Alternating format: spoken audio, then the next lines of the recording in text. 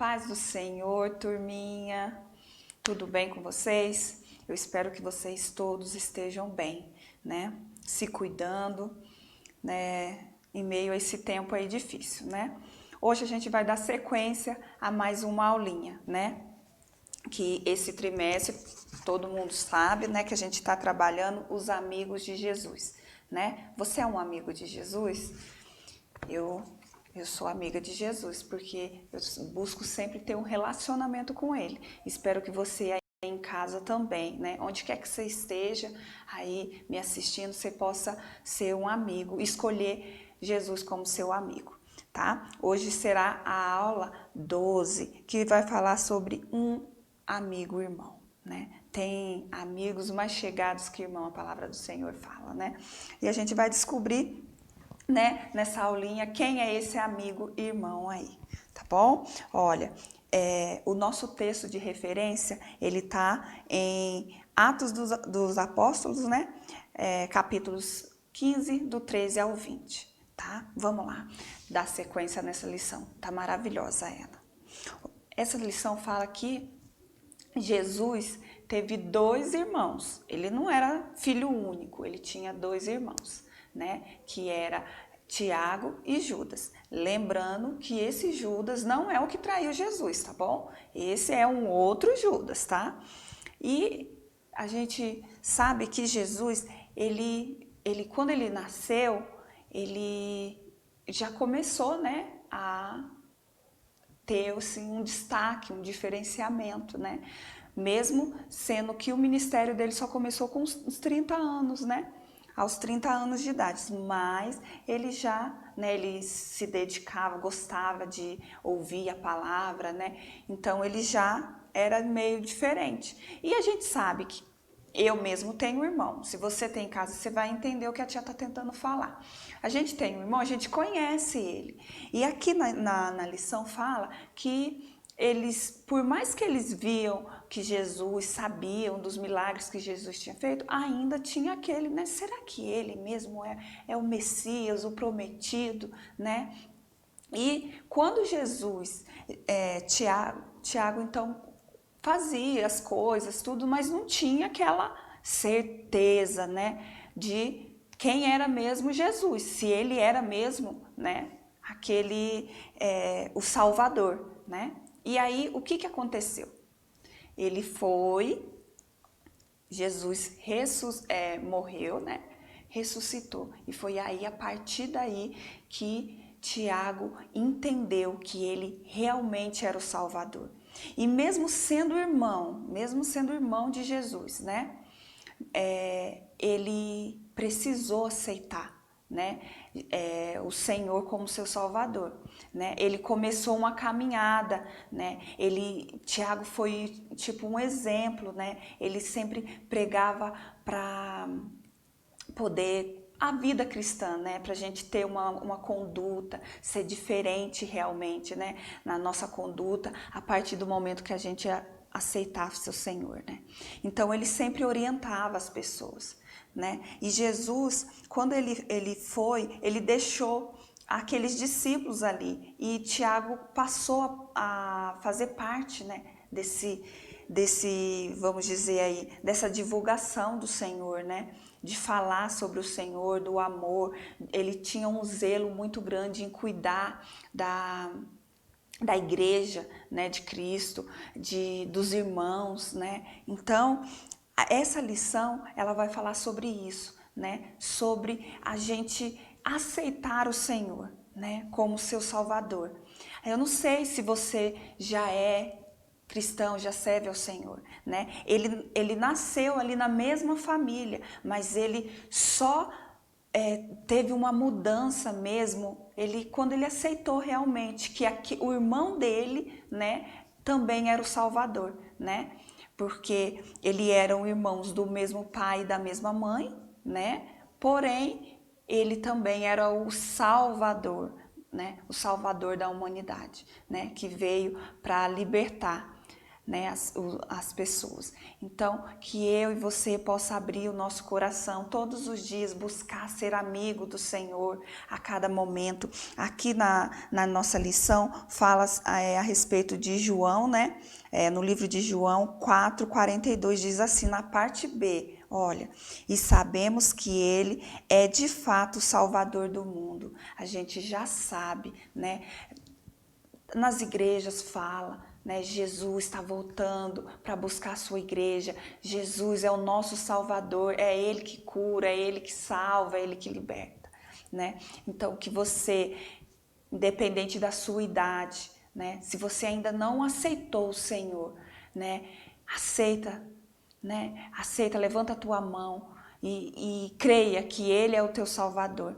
E você vai ver a transformação que vai acontecer, as mudanças que ocorrerão na sua vida, em todos os sentidos. Porque quando a gente aceita Jesus, por mais que tenhamos problemas ou dificuldades, a gente tem um alívio, um aconchego de pai, um aconchego de irmão, tá? Então, vocês pequeninos do Senhor, aceita já, não perde tempo. Se o papai e a mamãe não conversa com o papai, fala do Senhor Jesus e Ele vai chegar e transformar toda a situação. Eu fico muito feliz de estar trazendo essa lição para vocês, de trazer esse alerta, né, para que você possa aceitar o Senhor como teu Salvador. Confessa hoje para Ele, declara, levanta as mãos para o céu e fala, Senhor, faz aquela oração que você nunca fez.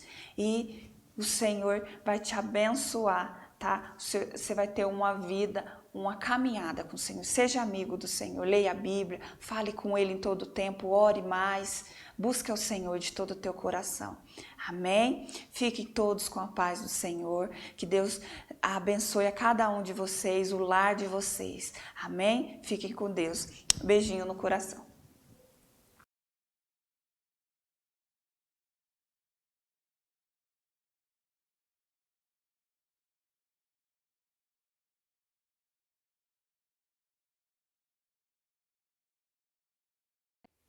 A paz do Senhor, crianças e família. Estamos chegando mais uma lição, estamos na reta final das nossas lições, né, da revista Saber Mais. E a nossa lição de hoje, lição de número 12, intitulada Sejam Santos. E nós vamos também aprender sobre a epístola de Pedro.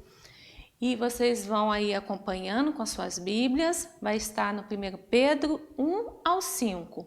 E o nosso texto do dia diz assim, vocês foram escolhidos para anunciar os atos poderosos de Deus, que os chamou da escuridão para a sua maravilhosa luz. 1 Pedro 2:9. Então, nós vamos estudar sobre o apóstolo Pedro, e o seu nome significa pedra ou rocha.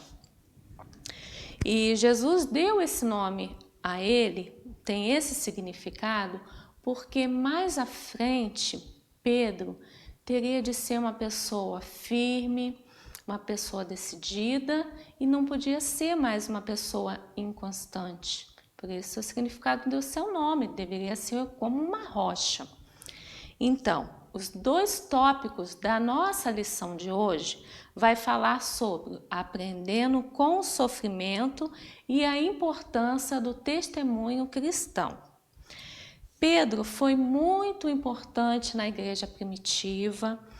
Ele andou com Jesus, acompanhou o ministério, né, por 3 anos e ele viu muitos milagres, muitas coisas lindas acontecer.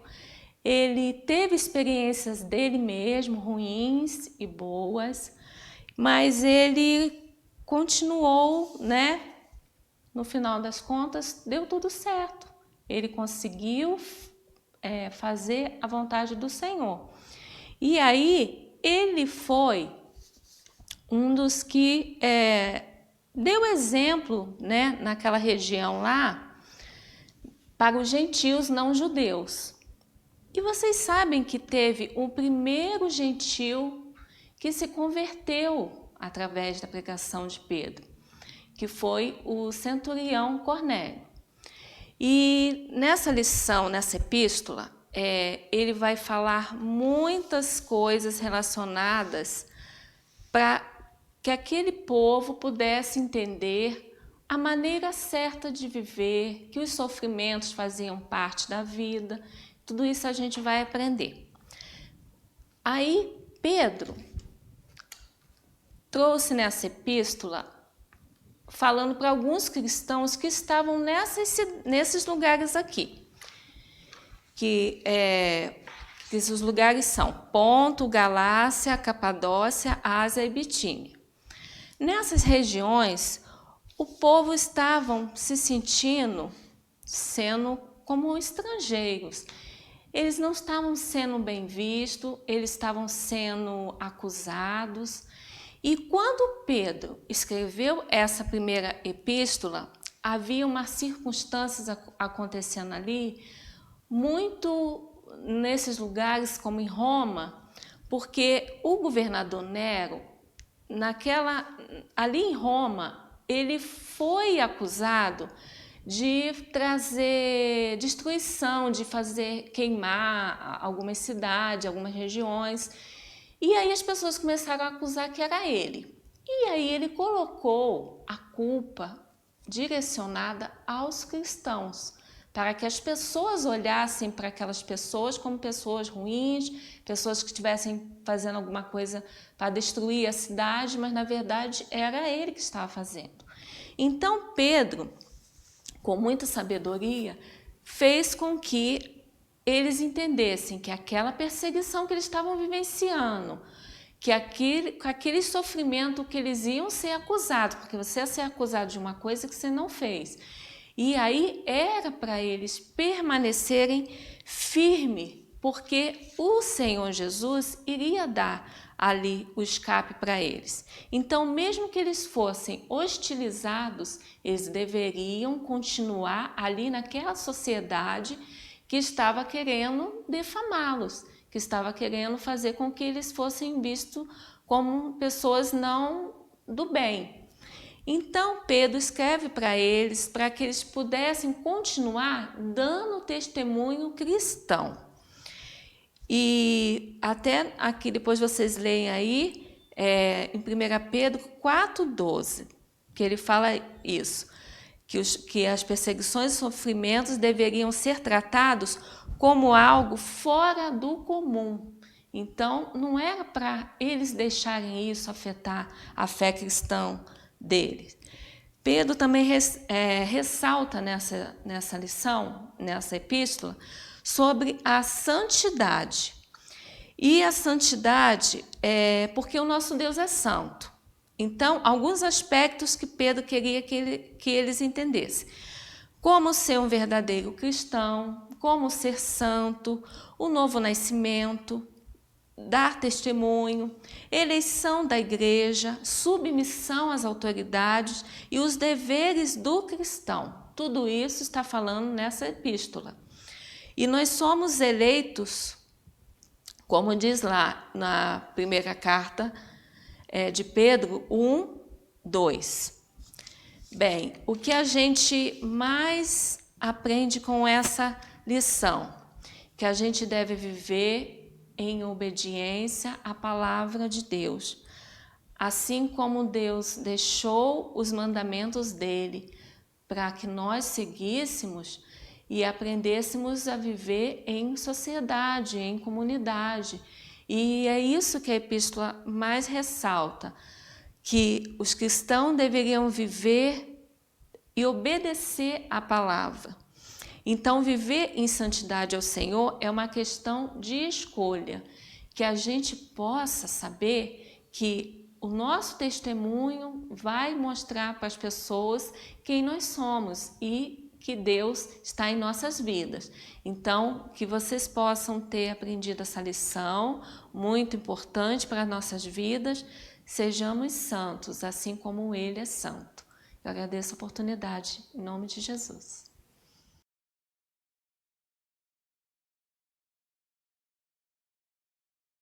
Paz do Senhor, nós vamos dar início a mais uma lição da classe Alfa, que são os nossos alunos de 15 a 17 anos. Nós vamos estudar a lição 12. O título é Jesus, o Mestre. Nosso versículo-chave está no Evangelho de Mateus, capítulo 28, e versículo 19, diz o seguinte: portanto, ide, ensinai todas as nações, batizando-as em nome do Pai, e do Filho, e do Espírito Santo. Nessa lição, ela é uma continuidade, na verdade, da lição anterior, como todas as outras, né? Em que a gente viu que Jesus, depois que ressuscitou, ele ficou um tempo entre os irmãos, passando as últimas instruções aos seus discípulos, e depois ele disse que era para eles esperarem a descida do Espírito Santo, e a partir daquele momento a igreja teria a sua missão, né? Então essa lição traz Jesus como o grande missionário, ou o exemplo de missionário. E ela vai tratar disso, dessa missão que Jesus deixou para a igreja. O item 1 da lição, ele fala que Jesus ama as almas. Então, o que Jesus ensinou para os discípulos, para que depois os discípulos passassem para as outras pessoas e fizessem outros discípulos? Jesus, ele trouxe uma lição de amor, né? Ele demonstrou que ele amava as almas. Ele deixou toda a sua glória, todo o seu esplendor, ele esvaziou-se de si mesmo e desceu ao mundo como homem para ensinar, né, a humanidade, para salvar as almas perdidas. Então ele demonstrou esse amor durante todo o ministério terreno dele. Jesus curou, Jesus libertou, Jesus visitou. Então ele deu o exemplo. Jesus foi o exemplo de missionário.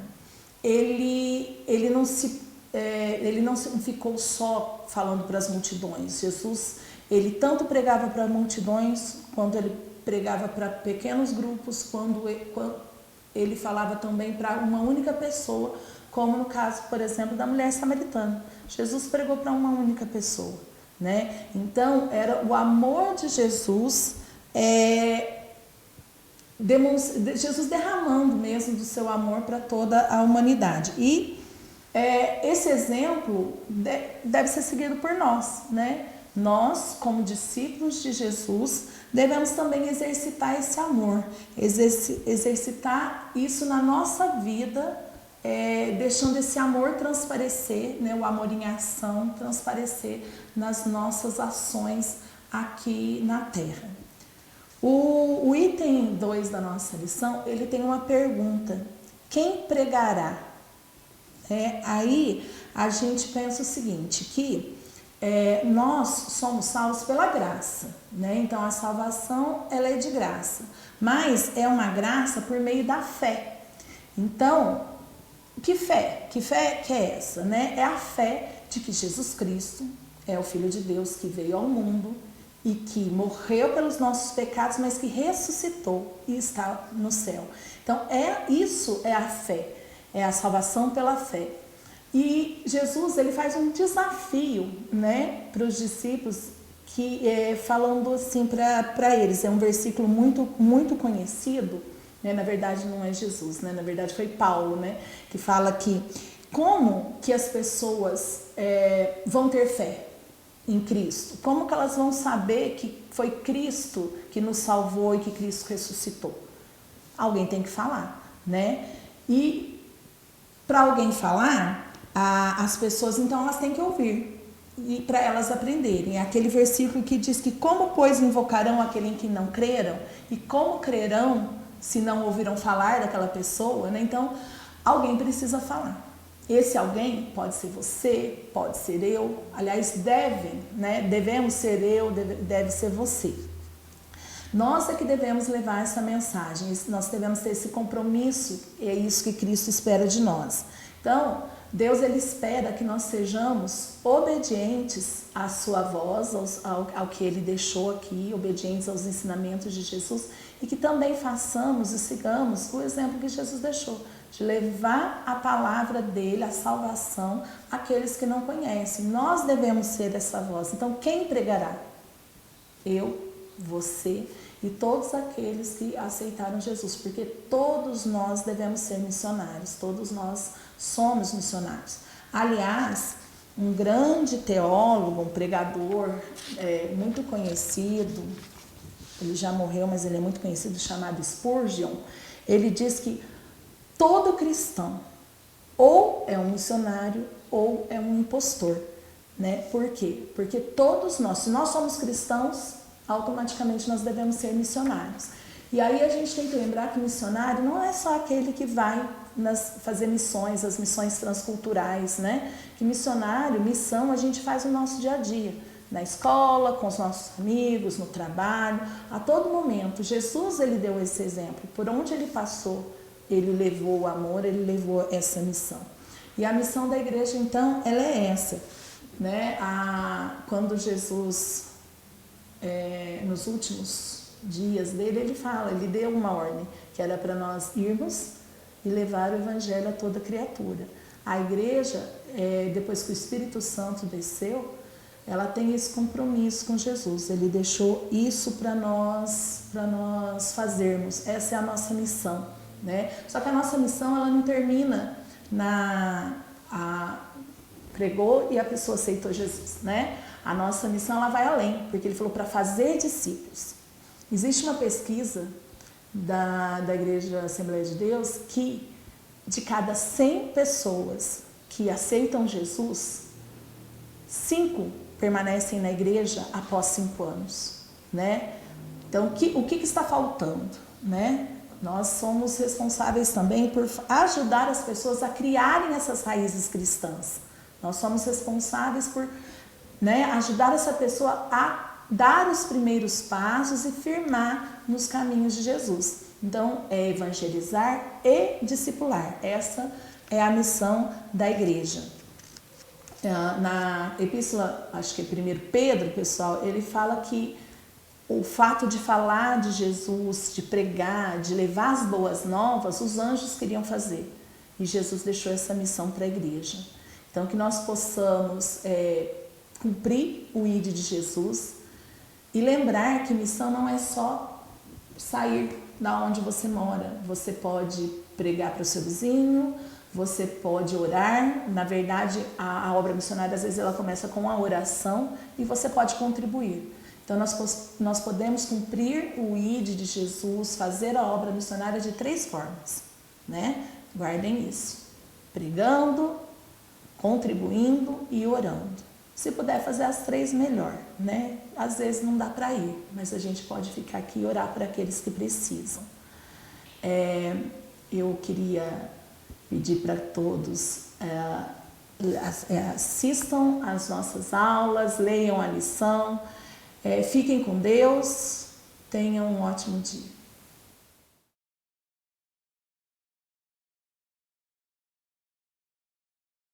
A paz, Senhor, a todos, bom dia.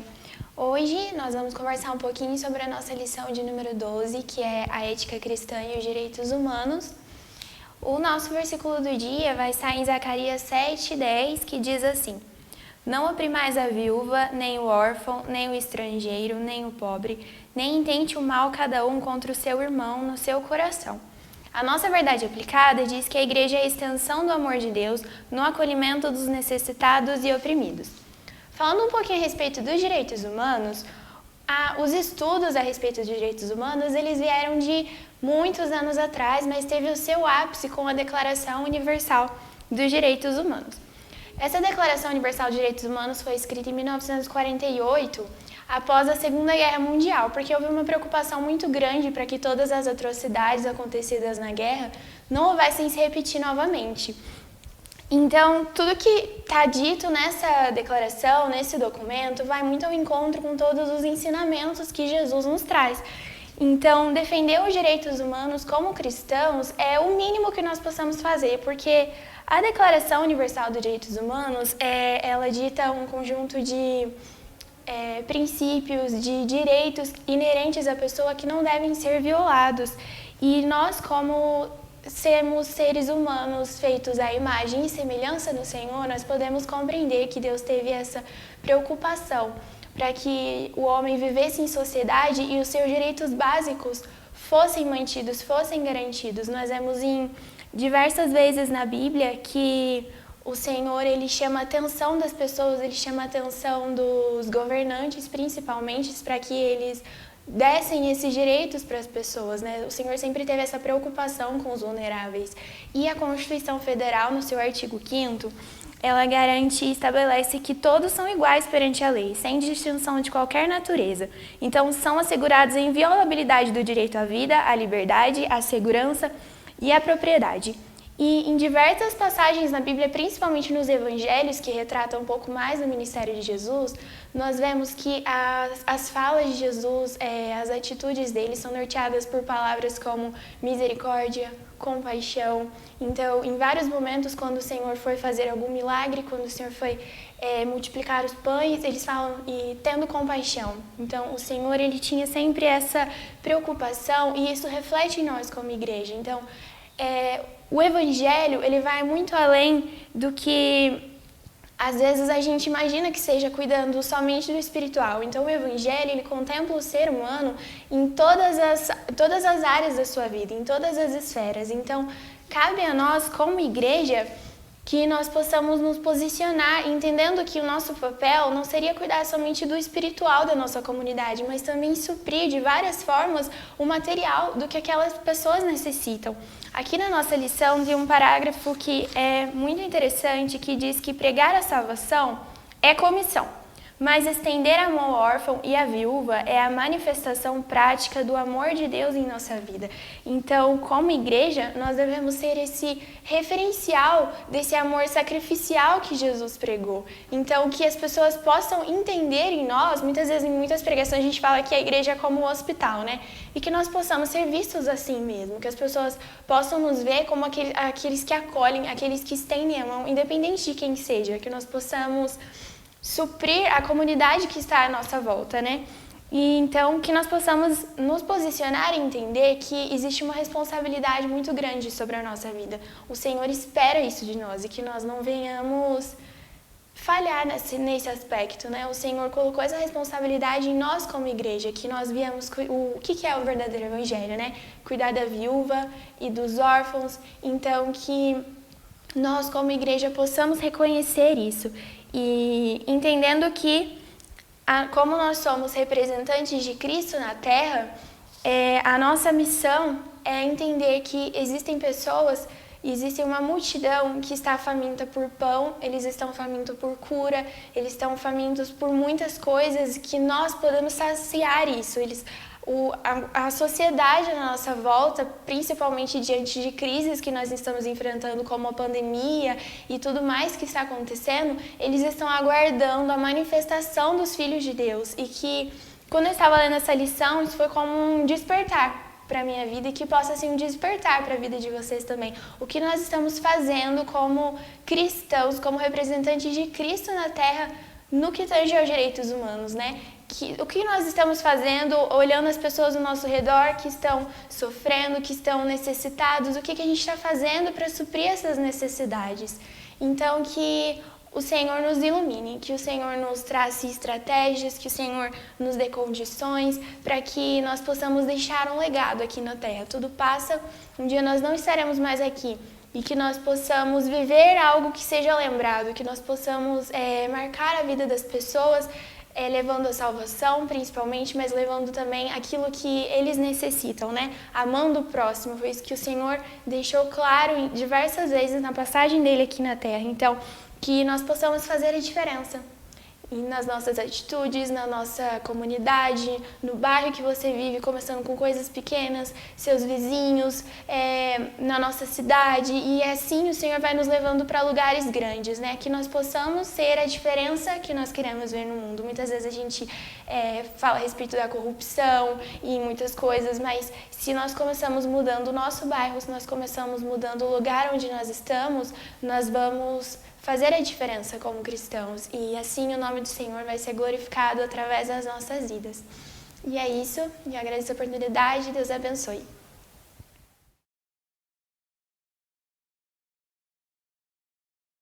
Paz do Senhor, irmãos, paz do Senhor, irmãs. Graças a Deus estamos aqui mais uma vez, né, pela graça de Deus, para a gente estar meditando mais um pouquinho na palavra de Deus, na qual será a nossa lição, né, da escola dominical do nosso domingo. Aqui nós vamos estar meditando e falando sobre a rotina em excesso é a porta da solidão.